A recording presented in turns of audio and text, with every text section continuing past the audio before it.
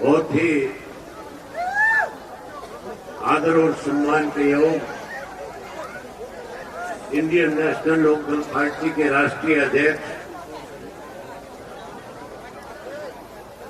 आदरणीय चौधरी ओम प्रकाश चौटाला जी, पार्टी के प्रदेश के अध्यक्ष चौधरी नफेद सिंह राठी जी, इंडियन नेशनल लोकदल पार्टी के जिला के अध्यक्ष आदरणीय सुभान खान जी, इब्राहिम पहलवान जी, हाजी सोहराब जी, हसन प्रधान जी,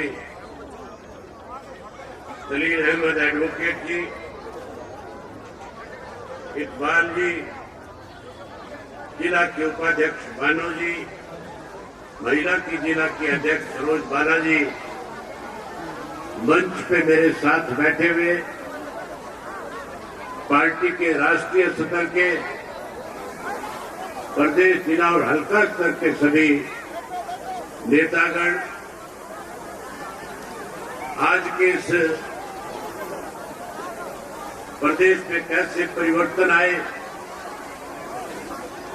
कैसे प्रदेश से आज की इस मौजूदा सरकार से छुटकारा मिले, इसके लिए इस परिवर्तन यात्रा की शुरुआत के लिए हजारों की संख्या में आए हुए आदरणीय बुजुर्गों, नौजवान साथियों, माताओं, बहनों, पत्रकार, छायाकार दोस्तों, साथियों, आज प्रदेश के अंदर, देश के अंदर पिछले 8 वर्ष से भारतीय जनता पार्टी सत्ता में है।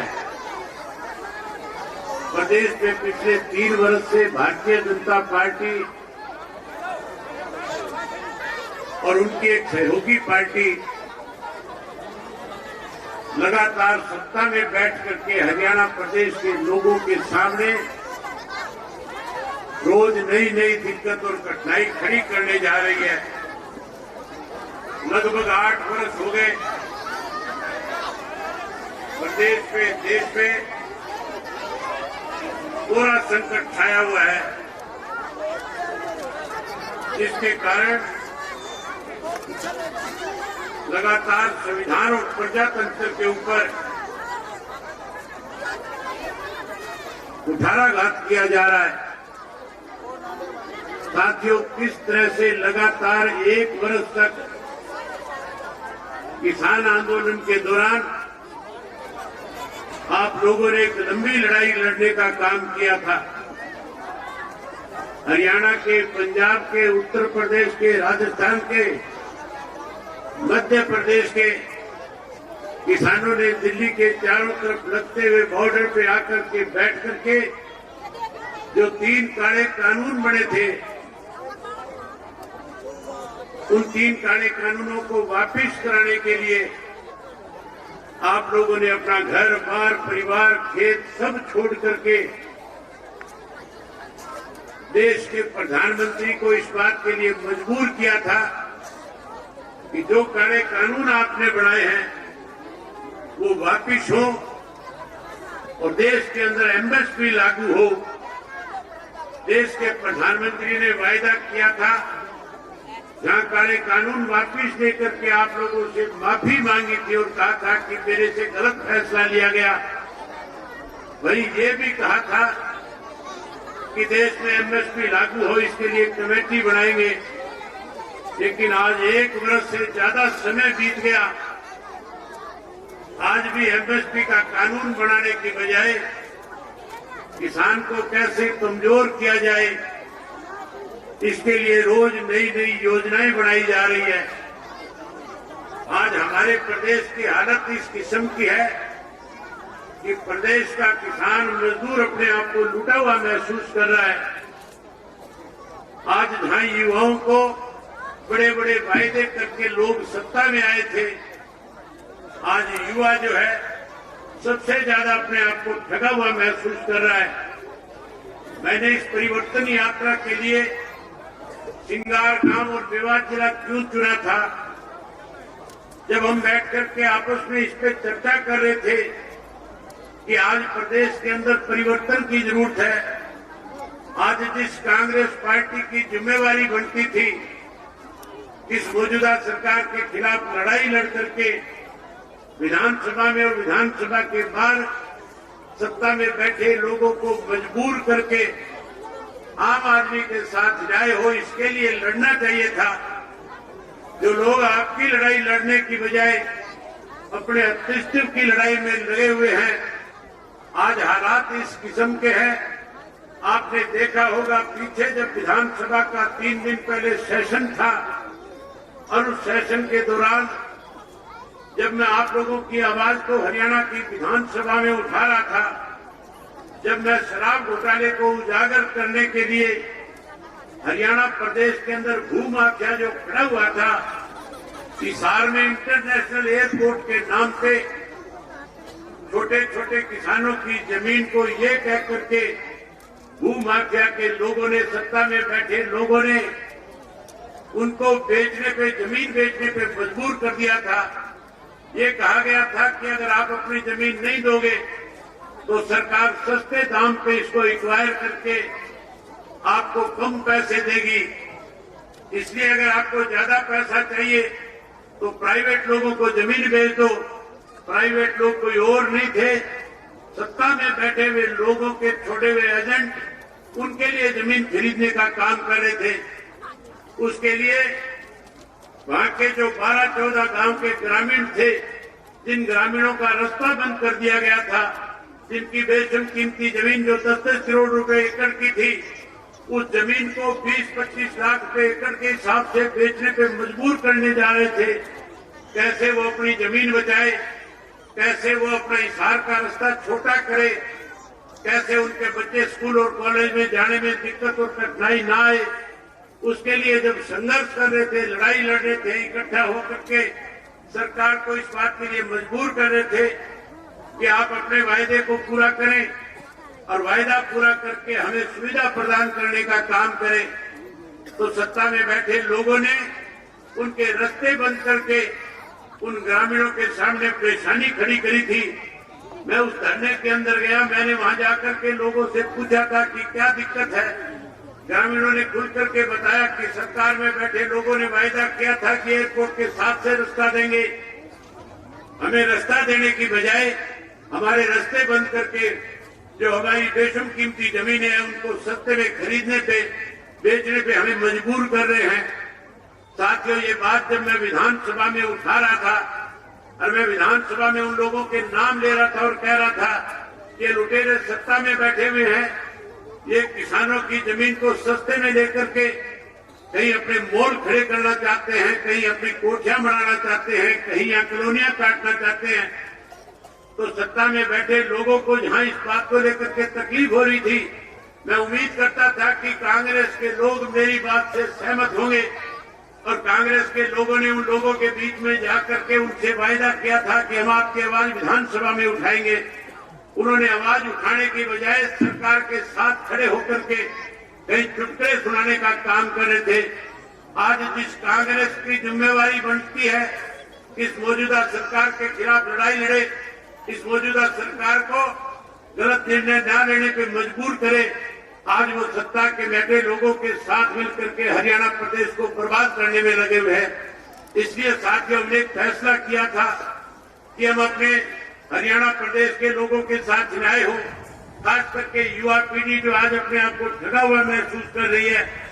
कैसे उस युवा पीढ़ी को फिर से न्याय मिले, कैसे उसको रोजगार मिले, कैसे उसको नौकरी मिले, कैसे वो युवा पीढ़ी फिर से अपने पैरों पे खड़ी हो सके। इसके लिए इंडियन नेशनल लोकल पार्टी को अपनी जिम्मेवारी निभाते हुए हरियाणा प्रदेश में परिवर्तन यात्रा के नाम से लोगों के बीच में जाकर के इसकी शुरुआत करनी चाहिए। साथियों, जहां हमने इस काम को आगे बढ़ाने के लिए, इस लड़ाई को आगे ले जाने के लिए आप लोगों का सहयोग मांगने आया हूं, आपका समर्थन मांगने आया हूं, आपका आशीर्वाद देने आया हूं। वहीं आपसे एक बात और कहने के लिए आया हूं। आज मुझे 23 वर्ष हो गए हरियाणा की विधानसभा का सदस्य बने हुए। मैं सन 2000 में पहली बार विधानसभा में पहुंचा था। जब मैं विधानसभा में गया था उस वक्त चौधरी ओम प्रकाश चौटाला हरियाणा प्रदेश के मुख्यमंत्री हुआ करते थे